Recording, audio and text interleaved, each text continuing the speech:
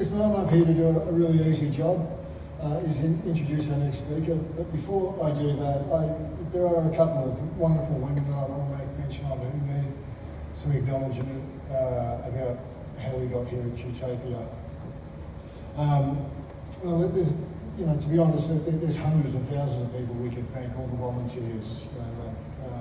Qtopia doesn't survive without our volunteer base. All the staffers, that working in the ministerial offices, Zach Solomon, Kerry Hackett, they must be sick to death of getting calls from us. Some of the ministers, John Graham, Ryan Parks, they spring straight to mind. But the next four women I'm going to talk about really made this happen. And there's been a lot of behind the scenes stuff. So do please bear with me. The first lady I need to thank, and Qtopia needs to thank, is Linda Scott, Councillor Linda Scott. I love you, Linda. I was actually involved in another iteration of a museum nearly 10 years ago, which Linda was a part of. That was an unsuccessful attempt. It wasn't failed. We learned a lot from that unsuccessful attempt.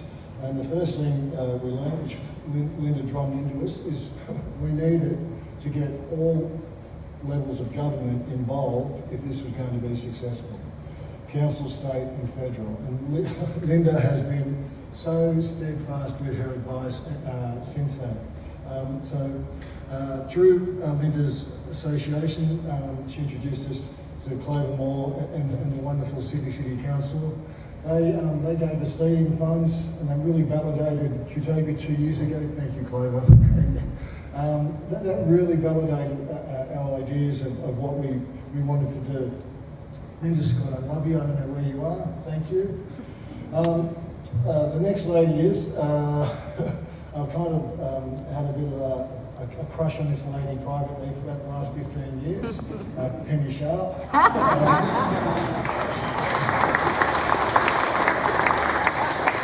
I kind of like to think that in a different universe or in the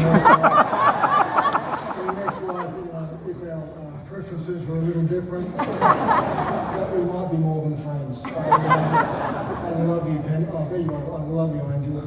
Penny and her advice has been, I can't tell you, been rock solid. Penny has done so much work behind the scenes that no one knows about, and this is the stuff that makes Qtopia so special. Thank you, Penny. We would not be here without you.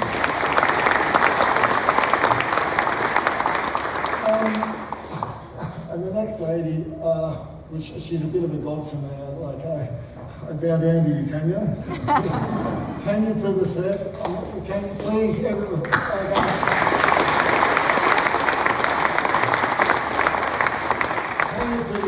has been unbelievable.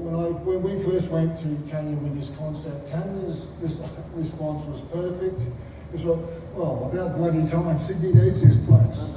That is so Tanya, right?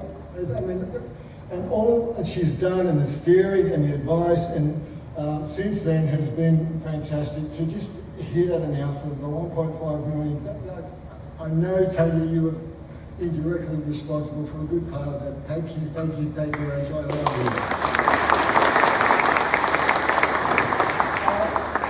And the last one is very personal. The last woman is very personal. I don't need to go into details, except to say, Sarah, I love you. You have been so fantastic with this concept that we brought to you 2 years ago. You have been steadfast in everything you do. You have made your home available to us. You have helped us raise funds, and you have continued to do that right the way through. I know there's been pushback in the media, but you and Lachlan have been absolutely true champions. Thank you. I love our friendships there, and the trust we have between us. Now, I was up here to do a job, and that's to introduce our next speaker. I don't even know where to start, because without this man and his ministers and his government, Qtopia remains an idea. There's been an idea of the concept of a museum for over 20 years. This is the third iteration I've been a part of. When this man was in opposition and his government were in opposition, he was 100%. He backed us 100% down. When the state Labor Party came into power last year, he was absolute in his promise to get Qtopia across the line. He gave us a home. The building across the road, he and his government gave us a home in the police, the old police station there. Gave us that incredible amount of funding which made this real aid. And I'm sure at times his staff must be sick to death of getting phone calls from me. Oh my God, see him again. Okay. But they have always been accepting. So just in saying that, it gives me the greatest pleasure, and I'm so pleased I was asked to do this, to introduce our next speaker, who I can call a friend, the Honourable Premier of New South Wales, Chris Minns.